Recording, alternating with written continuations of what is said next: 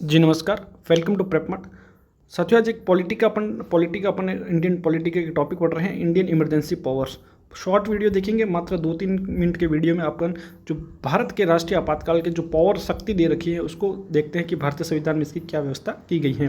352, 356 और 360 जो 3 अनुच्छेद है उनके बारे में जानने की कोशिश करेंगे। चैनल पर नए तो एक बार सब्सक्राइब जरूर करें। तो पहले इंट्रोडक्शन देखते हैं कि इमरजेंसी होता क्या है। जब किसी देश के संविधान या कानून के अंतर्गत कानूनी उपायों और धाराओं को दर्शाता है जो सरकार को विकट स्थितियों जैसे युद्ध, विद्रोह या अन्य संकट जो देश की स्थिरता, सुरक्षा या संप्रभुता तथा भारत के लोकतंत्र के लिए खतरा पैदा करते हैं पर त्वरित एवं प्रभावी ढंग से प्रतिक्रिया करने में सक्षम बनाता है, उसको इमरजेंसी कहते हैं। अब इसकी भारत के संविधान में क्या व्याख्या की गई है, क्या व्यवस्था की गई है कि अगर कोई संकट आ जाता है तो भारत में किस तरह से इमरजेंसी लगानी है। तो अब आगे देखते हैं कि इमरजेंसी पावर इन इंडिया। तो देखिए, जो संविधान है भारत का संविधान, उसके भाग 18 में इमरजेंसी पावर्स की व्याख्या की गई है। राष्ट्रीय आपातकाल की जो शक्तियाँ है उसके बारे में चर्चा की गई है और 3 आर्टिकल है। एक है 352, फिर आता है 356 और फिर आता है 360। ये जो 3 अनुच्छेद है ये राष्ट्रीय आपातकाल से संबंधित है और बहुत ही महत्वपूर्ण है।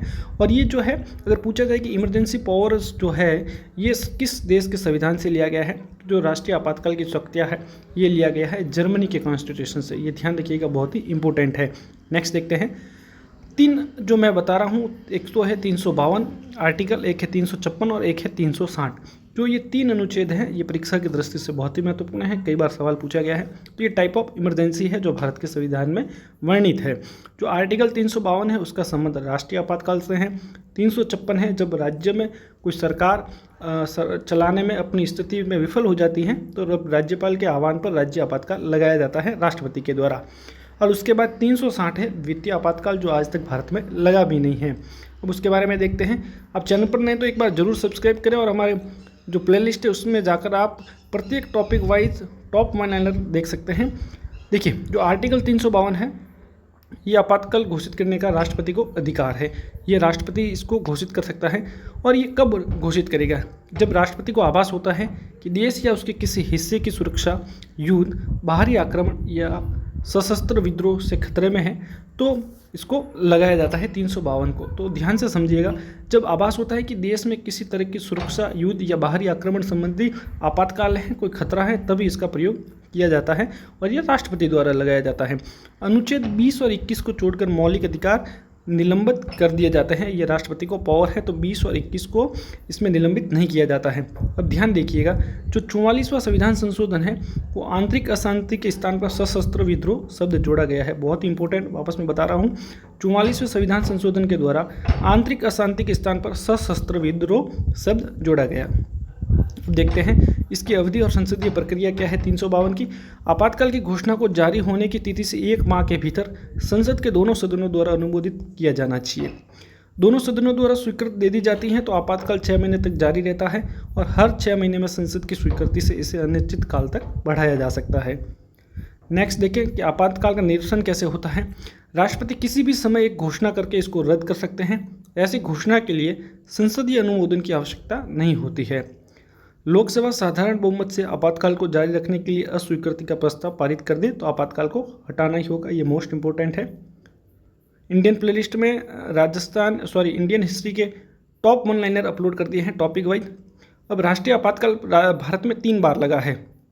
एक तो लगा भारत चीन युद्ध 1962 में जब हुआ, एक बार 1971 में जब भारत पाक का युद्ध हुआ और आंतरिक अशांति के कारण राष्ट्रीय आपातकाल लगाया गया था इंदिरा गांधी के समय 1975 से 1977 के बीच में। तो ये ध्यान रखिएगा, अभी तक 352 का जो प्रयोग है ये 3 बार हुआ है। नेक्स्ट देखें आर्टिकल 356 राष्ट्रपति शासन।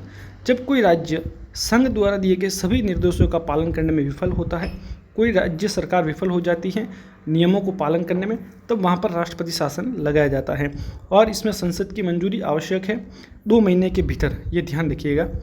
दूसरा है, यदि राष्ट्रपति को राज्य के राज्यपाल से रिपोर्ट प्राप्त होती है या अन्यथा वह खुद आश्वस्त या संतुष्ट हो जाता है कि राज्य की स्थिति ऐसी है कि राज्य सरकार संविधान के प्रावधानों के अनुसार शासन नहीं चला सकती, तब उस राज्य में राष्ट्रपति शासन लगाया जाता है।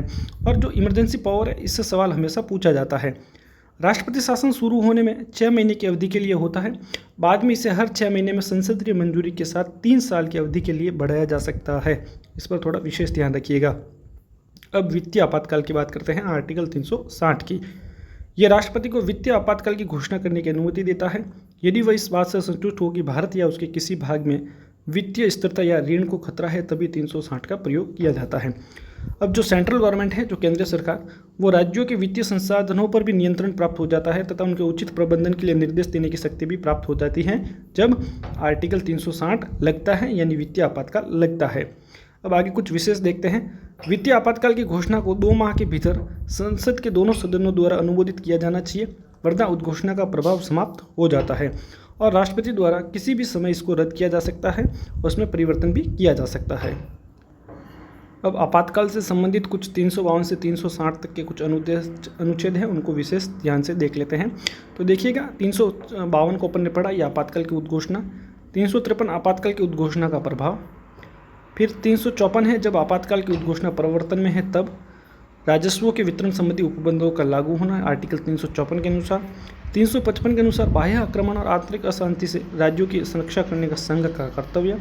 और 356 तो अपन ने जैसे कि पढ़ा कि राज्यों में जब संवैधानिक तंत्र विफल हो जाता है तब उस दशा में ये उपबंध किया गया है कि राष्ट्रपति शासन लगाया जाएगा। 357 अनुच्छेद 356 के अधीन की गई उद्घोषणा के अधीन विधायी शक्तियों का प्रयोग इस अनुच्छेद के तहत किया जाता है। 358 आपात के दौरान अनुच्छेद 19 के प्रावधानों का निलंबन इसके द्वारा किया जाता है।